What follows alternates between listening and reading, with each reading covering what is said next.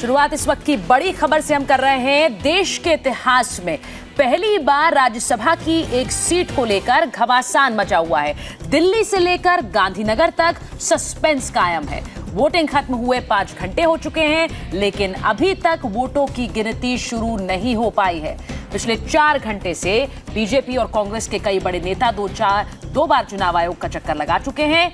तीसरी बार चुनाव आयोग से मिलने जा रहे थे, लेकिन आयोग ने बार बार आने की वजह से बीजेपी और कांग्रेस के डेलीगेशन से मिलने से ही इनकार कर दिया है। कांग्रेस क्रॉस वोटिंग करने वाले अपने 2 विधायकों के वोट रद्द करने की मांग पर अड़ी हुई है। बीजेपी की मांग है कि काउंटिंग जल्द शुरू हो।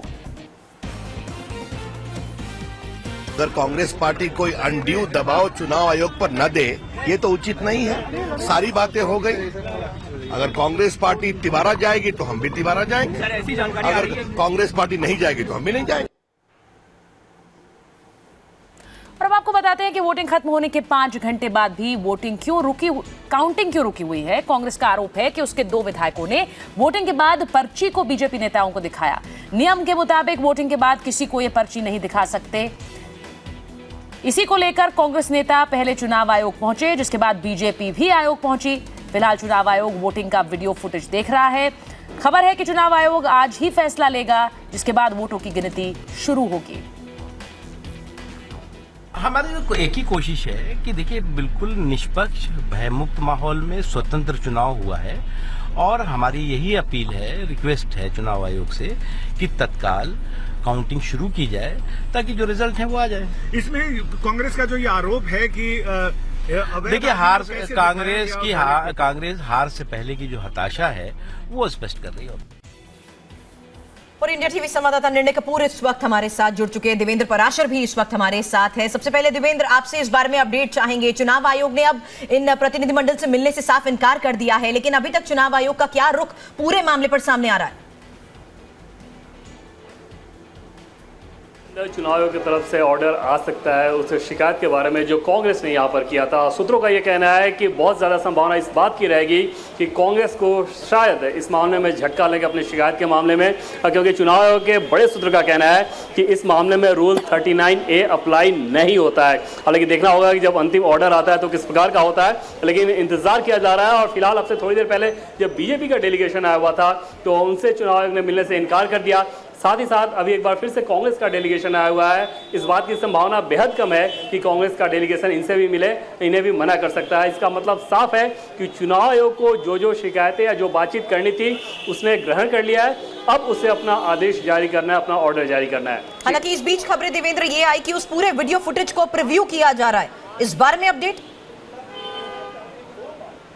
जी हाँ, गुजरात से वो वीडियो आया हुआ था और चुनाव आयोग ने वो वीडियो देख लिया है, और उसके बाद अब चुनाव आयोग का अपना ऑर्डर जारी करना है। जाहिर तौर पे दोनों ही पक्षों से चुनाव आयोग अब इस संबंध में कोई बातचीत नहीं करना चाहता। इसका मतलब ये है कि चुनाव आयोग को अपने फैसले और अपने नतीजे पर पहुंचने के लिए जिन जिन चीज़ों की आवश्यकता थी उसको चुनाव आयोग ने खंगाल लिया है। अब नजरें सिर्फ इस बात पर टिकी है कि चुनाव आयोग का फैसला क्या होता है। जी, हमारे साथ अहमदाबाद से निर्णय कपूर भी जुड़े हुए हैं। निर्णय, हालांकि आगे की राह कांग्रेस के लिए क्या होगी ये केंद्रीय नेतृत्व तैयार करेगा, लेकिन अहमदाबाद में कांग्रेस नेताओं के बीच अब आगे की रणनीति पर क्या बातें कही जा रही हैं? क्योंकि कुछ खेमों से खबरें ये भी कि कानूनी विकल्प तलाशने की भी बात हो रही है।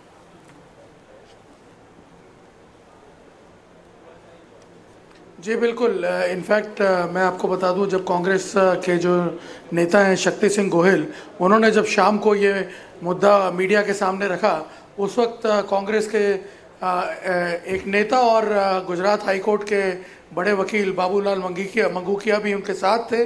और कांग्रेस ने एक तरह से ये इंडिकेशन देने की कोशिश की थी कि यदि उसकी बात नहीं सुनी जाती है और यदि चुनाव आयोग इस पर कोई पॉजिटिव स्टेप नहीं लेता है उसके हिसाब से, तो फिर आगे कानूनी रास्ता भी इख्तियार कर सकती है कांग्रेस। इनफैक्ट अभी इन सारे विकल्पों पर विचार किया जा रहा है पार्टी द्वारा, लेकिन मैं आपको बता दूं जो भी फैसला होगा वो केंद्रीय नेतृत्व के साथ बातचीत कर होगा। और गुजरात की कैसे सियासत बदल देगा ये राज्यसभा चुनाव, इसी को लेकर हर बार चर्चा की गई और महत्वपूर्ण थी ये एक सीट। लेकिन इस बीच यहां बीजेपी लगातार ये आरोप लगा रही है कि आखिर पहले इस मुद्दे को क्यों नहीं उठाया गया। टाइमिंग को लेकर तो बीजेपी की तरफ से सवाल उठाए गए, लेकिन खास तौर पर अगर हम यहां बात करें राघव पटेल और भोला भाई की, उनका इस पूरे मामले पर कोई प्रतिक्रिया उनकी तरफ से?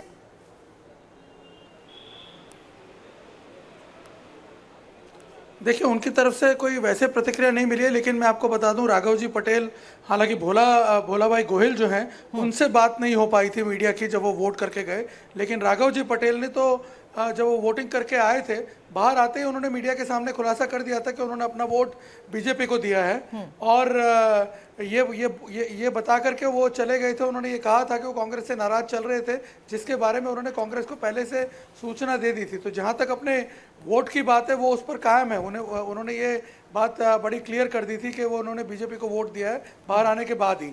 अब अंदर क्या हुआ है ये बात क्योंकि उस वक्त पता नहीं थी, थोड़ा सा सरप्राइजिंग है।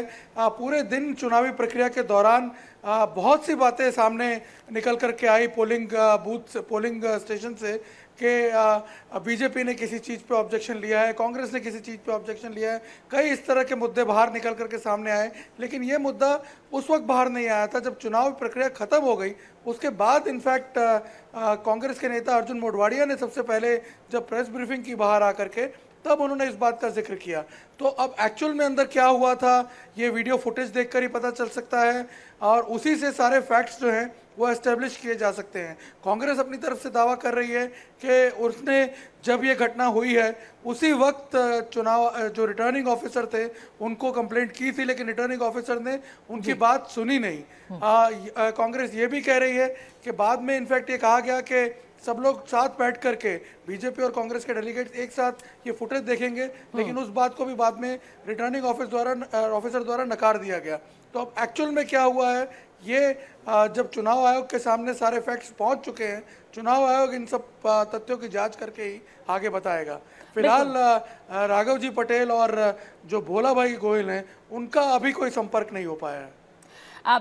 देवेंद्र, ये जो राज्यसभा की लड़ाई है ये अब चुनाव आयोग पहुंची है, लेकिन ये लड़ाई सिर्फ राज्यसभा की नहीं है, ये आगामी विधानसभा चुनावों के लिए भी है, ये मैं कह सकती हूं, क्योंकि यहां पर अहमद पटेल का ना जीतना, जिसके लिए पूरी कोशिश कर रही है बीजेपी, कहीं ना कहीं कांग्रेस की सिर्फ साख और प्रतिष्ठा पर नहीं बल्कि आने वाले चुनावों में उसके कॉन्फिडेंस पर भी एक वार है।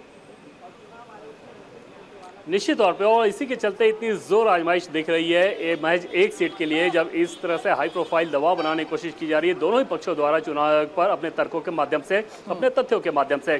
क्योंकि अहमद पटेल जो कि सोनिया गांधी के राजनीतिक सचिव हैं, ऐसे मौके पर अगर चुनाव हारते हैं, अगले 6 महीने के भीतर वहाँ पे गुजरात में चुनाव होने हैं, तो वो एक बहुत बड़ा झटका होगा कांग्रेस के लिए। देवेंद्र आऊंगी, मोराल पर बहुत बुरा असर पड़ेगा। इस वक्त रणदीप सुरजेवाला का एक बयान आ रहा है, वो सुन लेते हैं पहले। हम केवल चुनाव आयोग को ये बताने आए हैं कि सुप्रीम कोर्ट की 5 सदस्यीय खंडपीठ ने कुलदीप नायर केस में ये स्पष्ट कहा था कि आप केवल अपना वोट विधायक अपनी पार्टी के ऑथोराइज्ड रिप्रेजेंटेटिव को दिखा सकता है, और अगर किसी और को दिखाएं तो ये वोट खारिज माना जाएगा। यही चुनाव आयोग के अपने सर्कुलर में लिखा है।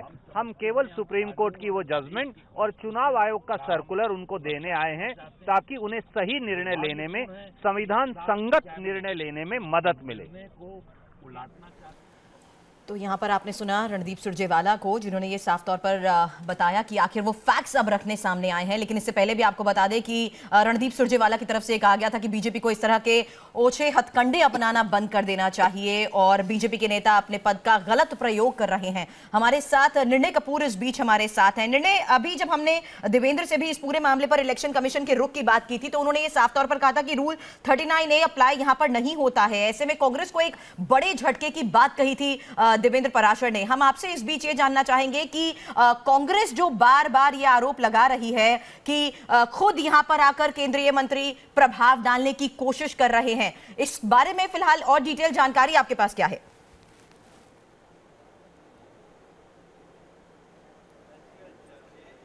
देखिए, मैं आपको बता दूं कि कांग्रेस ने ये जब मुद्दा यहाँ रिटर्निंग ऑफिसर के सामने रखा था, रिटर्निंग ऑफिसर इनफैक्ट जो जानकारी हमें मिल रही है और बीजेपी के नेताओं ने जो बाहर आकर के बयान दिया है, कांग्रेस के नेताओं ने निर्णय आपको एक बार फिर रोकेंगे क्योंकि लगातार बयान आ रहे हैं। आरपीएन सिंह और रणदीप सुरजेवाला अभी थोड़ी देर पहले जब चुनाव आयोग से मिलने पहुंचे थे, मना कर दिया चुनाव आयोग ने। क्या कह रहे हैं, सुन लेते हैं। कुलदीप नायर के केस में उन्होंने स्पष्ट तौर से कहा कि अगर कोई विधायक ऑथोराइज रिप्रेजेंटेटिव के अलावा किसी और को वोट देगा तो वो सीक्रेसी को वायलेट करेगा और उस वोट को खारिज माना जाएगा। उसकी 2 लाइन मैं आपको पढ़ता हूं, उसमें उन्होंने कहा, rather the rule show the open ballot system put in.